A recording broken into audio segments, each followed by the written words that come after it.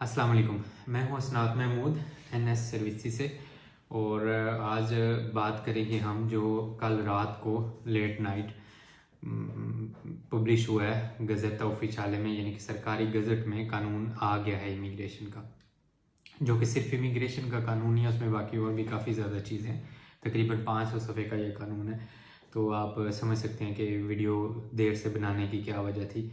वो यही थी कि हम सुबह से वकीलों से मशवरा वगैरह कर रहे थे और सारे अपनी अपनी राय दे रहे थे और पढ़ रहे थे कानून को, और जो अब तक समझ सकें, जो अब तक वकीलों की राय है, वो आपके सामने रखने जा रहा हूँ। ये वीडियो शायद थोड़ी सी लंबी हो, इसलिए मैं कोशिश करूँगा कि इसको मुख्तलिफ सेक्टर में मुख्तलिफ टॉपिक्स के नीचे डिवाइड करता जाऊँ ताकि आप इसको सही तरीके से समझ सकें। इसमें सबसे पहले जो हम बात देखेंगे कि ये इमिग्रेशन कब से कब तक ओपन होगी। ये इमिग्रेशन 1 जून यानी कि 1 जून 1/06/2020 से लेकर 15/7/2020 यानी कि 15 जुलाई 2020 तक खुली रहेगी। इसमें कोटा सिस्टम नहीं है, यानी कि ये नहीं है कि 1000 बंदों को उन्होंने डॉक्यूमेंट्स देने हैं या 10,000 को देने हैं या लाख को देने हैं। इसमें जितने लोगों का भी हक बनता होगा और उनके डॉक्यूमेंटेशन सही होगी, उसको डॉक्यूमेंट्स मिलेंगे। इसके बाद हम देखते हैं कि कौन कौन से सेक्टर इस इमिग्रेशन के अंडर आते हैं, यानी कि कौन कौन से काम हैं जो अगर आपने माजी में किए हैं या अब अगर आप कर रहे हैं तो आप वो एप्लीकेशन दे सकते हैं। इसमें 3 मेन सेक्टर हैं, जिसमें एग्रीकल्चूरा, अल्लेवामेंटो, पेस्का और इससे मिलते जुलते काम हैं, यानी ज़राअत, माल मवेशी पालना यानी कि जो फार्म वगैरह होते हैं उस पर जो काम करते हैं वो, और माहीगीरी यानी कि मछलियाँ पकड़ना या इससे मिलते जुलते जितने भी काम हैं। इसके अलावा दूसरे नंबर पर वो है जो आप देते हैं बंदों की मदद करते हैं, यानी कि किसी को संभालने के काम आप आते हैं, जिसको बदानते कहते हैं। कोई बुजुर्ग है, कोई बीमार बंदा है या कोई माजूर बंदा है, उसको संभालने के लिए आपको रखा हुआ है। और तीसरा है लावोरो डोमेस्टिको यानी कि कोल्फ, जिसको आप अपनी ज़ुबान में अगर समझना चाहें तो वो ये है कि जो घरों में काम काज में मदद बटाने के लिए लोग रखे होते हैं। ये 3 सेक्टर हैं और इसके अलावा कोई सेक्टर नहीं है, ना रेस्टोरेंट ना फैक्ट्री। इस तीनों के अलावा और कोई नहीं अप्लाई कर सकता। अब इसमें हम 2 चीज़ें अगली जो हैं वो देखेंगे। इसमें 2 प्रोसीजर हैं, 2 मुख्तलिफ किस्म की कैटेगरीज के बंदों के लिए 2 मुख्तलिफ किस्म के प्रोसीजर हैं। सबसे पहले वो लोग इसमें आते हैं कि जिनका इस टाइम जिनके पास कोई डॉक्यूमेंट नहीं है, या उनके पास परमेसो दी सोजोर्नो है, वो 6 महीने वाली है, वैलिड है, मगर उनके पास इन तीनों सेक्टर्स में से यानी कि घर का कॉन्ट्रैक्ट है या एग्रीकल्चर का कॉन्ट्रैक्ट है या किसी बीमार बंदे को संभालने का कॉन्ट्रैक्ट है, वो मौजूद है, मगर वो नेरो में है, यानी कि वो काम तो कर रहे हैं या ये शो कर सकते हैं कि वो उधर काम करते रहे हैं और वो उधर लीगल नहीं है। वो अप्लाई कर सकते हैं इस इमिग्रेशन में, और उनको 500 यूरो की फ़ीस यकमुश्त जमा करवानी पड़ेगी। अभी इसका प्रोसीजर नहीं आया कि उसका आगे दुमानदा करने का तरीक़ाकार क्या होगा। ये एक किस्म के लोग हैं जिनको परमेसो दी सोजोर्नो मिलेगी उनके कॉन्ट्रैक्ट की बेस पर, जो उनका मालिक जितना उनको फिर कॉन्ट्रैक्ट देगा उस हवाले से उनको काम वाली परमेसो दी सोजोर्नो मिलेगी। इसमें दूसरा केस उन बंदों का है जिन्होंने कस्तूरे में दुमानदा करना है, और वो कौन है? जिनके पास कोई भी ऐसी परमेसो दी सोजोर्नो है जो 31/10/2019 यानी कि 31 अक्टूबर 2019 के बाद एक्सपायर हो गई है, और उन्होंने इस सोजोर के एक्सपायर होने से पहले यानी कि 31 अक्टूबर 2019 से पहले इन्हीं तीनों सेक्टरों में यानी कि एग्रीकल्चर, डोमेस्टिक या किसी बीमार बंदे की देखभाल के लिए काम किया हुआ है, और वो ये साबित कर सकते हैं कि हमने ये काम किया हुआ है। यहाँ पर भी अभी सबूत किस तरह का चाहिए होगा, ये बात अभी वाजे नहीं है। तो इनको ये जो दूसरे किस्म के लोग हैं, ये अगर सजोर अप्लाई करेंगे कस्तूरे में तो इनको 6 महीने की सजोर मिलेगी काम ढूंढने वाली।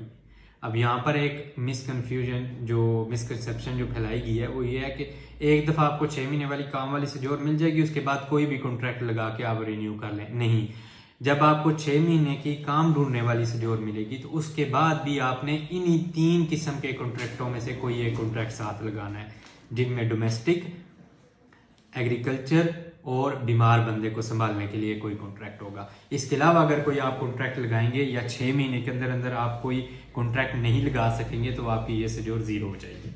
इसकी फीस क्या होगी? इसकी फीस 130 यूरो होगी जी। अब हम ये देखते हैं कि बंदे ने डोमेस्टिक कॉन्ट्रैक्ट साथ लगा के इमिग्रेशन अप्लाई कर दी, उसको सजोर मिल गई, उसको सजोर फर्ज करें मिली 1 साल की। 1 साल के बाद उसका क्या होगा? 1 साल के बाद जब उसको काम वाली सजोर मिल चुकी थी 1 साल की, उसके बाद वो कोई भी कॉन्ट्रैक्ट साथ लगा के उसको नॉर्मल सजोर की तरह रिन्यू करवा सकता है। उसके बाद उसके लिए ये पाबंदी नहीं होगी कि वो इन्हीं तीनों सेक्टरों में कहीं पर भी काम करता रहे। अब हम देखते हैं कि जो मालिक है काम पे जो आपको रखेगा या जो ये कहेगा कि ये बंदा मेरे पास नेरों में काम करता रहा है इतने अरसे से, वो किस तरह का होना चाहिए। सबसे पहली बात जो अक्सर भाई सवाल पूछ रहे हैं कि उसका खुद कितना हो। खुद के बारे में अभी कंफर्म कानून नहीं आया, वो 10 दिन के अंदर अंदर आएगा, मगर जहाँ तक अंदाज़ा किया जा सकता है कम से कम 20,000 का खुद लाजमी होगा। ये सिर्फ एक अंदाज़ा है।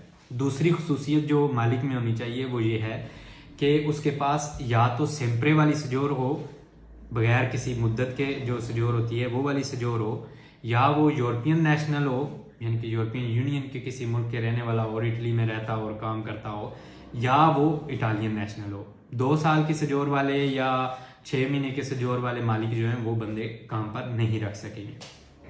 इसके अलावा उनका जो ट्रैक रिकॉर्ड है, क्रिमिनल ट्रैक रिकॉर्ड जो है वो मुजरिम ना हो, यानी कि उनको किसी ऐसे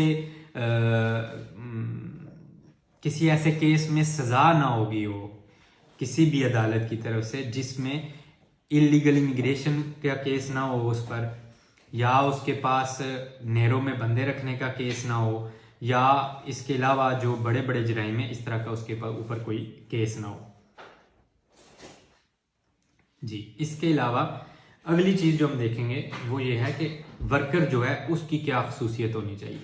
वर्कर के लिए जो बंदा इमिग्रेशन अप्लाई कर रहा है जिसके पास अभी तक डॉक्यूमेंट्स नहीं है, उसकी सबसे पहली खसूसियत ये होनी चाहिए कि वो 8 मार्च 2020 से पहले इटली में मौजूद हो और वो ये इसको साबित कर सकता हो। सबूत के लिए क्या क्या चीज चाहिए? सबूत के लिए सबसे पहली चीज जो पहले कानून में रखी गई थी और आज वाले में थोड़ी सी चेंज कर दी गई है, उसको क्लियर कर दिया गया, वो ये है कि उसके फिंगरप्रिंट हुए होने चाहिए 8 मार्च 2020 से पहले पहले। अगर फिंगर नहीं है तो फिर क्या सबूत होगा? डिक्लेरेzione di presenza। जो लोग यूरोपियन यूनियन के अंदर के हैं या शेंगन एरिया के अंदर के हैं, वो जब इटली में आते हैं तो कोई अपनी वो एक डिक्लेरेzione di presenza जाके करते हैं, जी मैं फलां मुल्क का रहने वाला हूँ, मैं आज से इटली में रह रहा हूँ। या इसके अलावा अगर आप शेंगन से बाहर के हैं, मसलन हम लोग जो हैं, हमारे लिए ये जरूरी होगा कि पासपोर्ट के ऊपर एंट्री की मोहर लगी हुई हो। इसके अलावा भी उम्मीद की जा रही है कि कुछ और किस्म के सबूत भी रखे जाएंगे, मगर वो जो अब इसके बाद नया कानून आएगा 10 दिन के अंदर, उसमें पता चलेगा उसकी तफसील। वर्कर के ऊपर अगर कोई केस चल रहा है तो वो किस किस्म का केस है जिसकी वजह से वो अप्लाई नहीं कर सकेगा। सबसे पहली चीज है कि उसको फोलियो दी विया ना मिला हुआ हो। यहां पर भी आप ये ध्यान में रखेंगे, हर फोलियो दी विया इस बात को लाजिम नहीं करता कि आप इमिग्रेशन अप्लाई नहीं कर सकते। फोलियो दी विया में सिर्फ आपको टेररिज्म या मुल्क में बदअमनी फैलाने की वजह से जो मिलता है, उस किस्म के या सीरियस किस्म के जो फोलियो दी विया हैं वो आप को अगर मिले हुए हैं तो आप उस पर अप्लाई नहीं कर सकते। अब आपने पता करना है कि मुझे जो फोलियो दी विया मिला था वो किस तरह का है और मैं उस पर अप्लाई कर सकता हूँ या नहीं।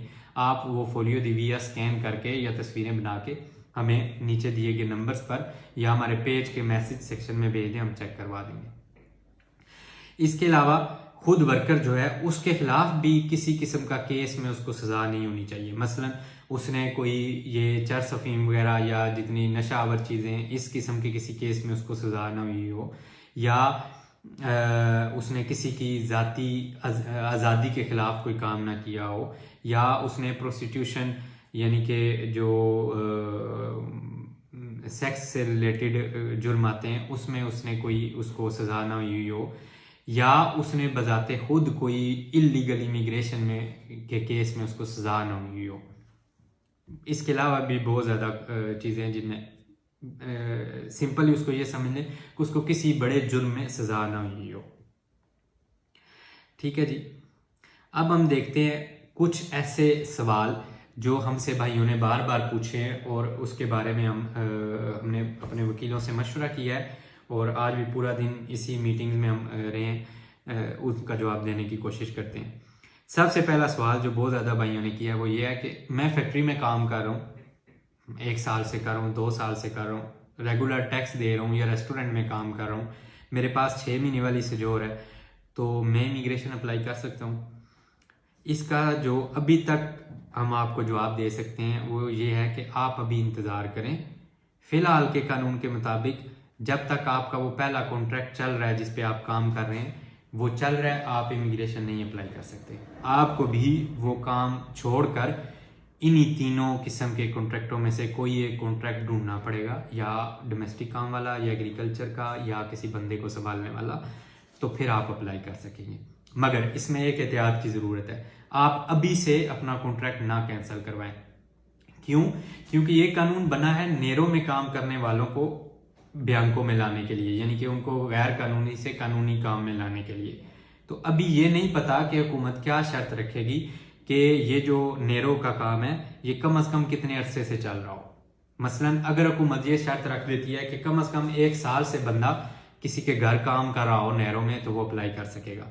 अब आप तो 2 दिन पहले तक फैक्ट्री में काम करते रहे हैं, तो आपका तो टैक्स जाता रहा है, तो आप कैसे शो करेंगे कि मैं इलीगल भी काम करता रहा हूँ इस कॉन्ट्रैक्ट के अलावा।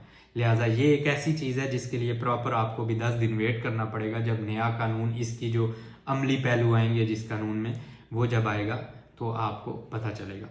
इसके अलावा अक्सर भाई ये पूछ रहे हैं कि मेरे पास दुबलिनो का मुझे पेपर मिला था या मुझे दुबलिनो वाली सजोर मिली थी, इसके अलावा मेरा रिकोर्सो चल रहा है, मेरी अजीलो चल रही है, ये सारे केसेस जो हैं तो मैं अप्लाई कर सकता हूँ जी। उसमें भी जवाब यही है कि आप अप्लाई कर सकेंगे। आप बिल्कुल किसी की बात में आके फ़िलहाल अपनी अजीलो वगैरह कोई बंद ना करवाएं। आपका दुमानदा जब हो जाएगा और जब आपको खुद कस्तूरे वाले बुला के ये कहेंगे या प्रेफेक्टूरे वाले ये कहेंगे कि आपका तो अजीलों का दुमानदा चल रहा था, तो आप अब अजीलों वाला दुमानदा रखेंगे या इमिग्रेशन वाला दुमानदा रखेंगे, तब आपने बंद करवाना है, उससे पहले बंद नहीं करवाना। क्यों? इसमें रिस्क ये है कि अगर आपको इमिग्रेशन वाले डॉक्यूमेंट्स भी ना मिलें, उधर से आपने अजीलो भी बंद करवा दी, तो आपके लिए तो सारे रास्ते बंद हो जाएंगे। अभी तक जितनी चीज़ें हैं वो मैंने कोशिश की है कि इसे एक वीडियो में कवर कर दूँ।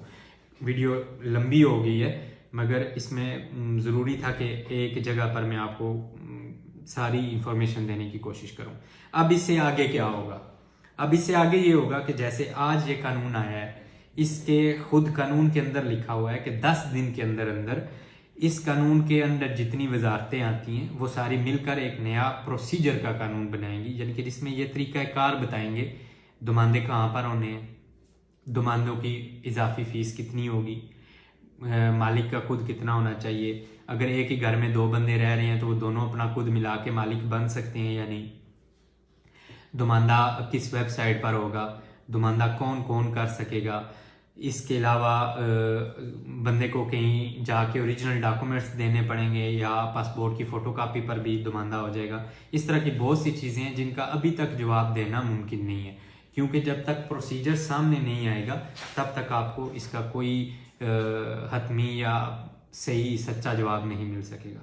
लिहाजा आपसे दरख्वास्त ये है कि अभी 10 दिन इंतज़ार करें, और इसमें इंतज़ार से कोई मसला भी नहीं होगा, क्योंकि दुमानदों की डेट जो है वो 1 जून से लेकर 15 जुलाई तक है। यानी कि अगर आपने 14 जुलाई को भी दुमानदा किया तो आपका दुमानदा उतना ही वैलिड होगा जितना 1 जून को करने वाले का है। इसमें यह नहीं है कि पहले आओ पहले पाओ।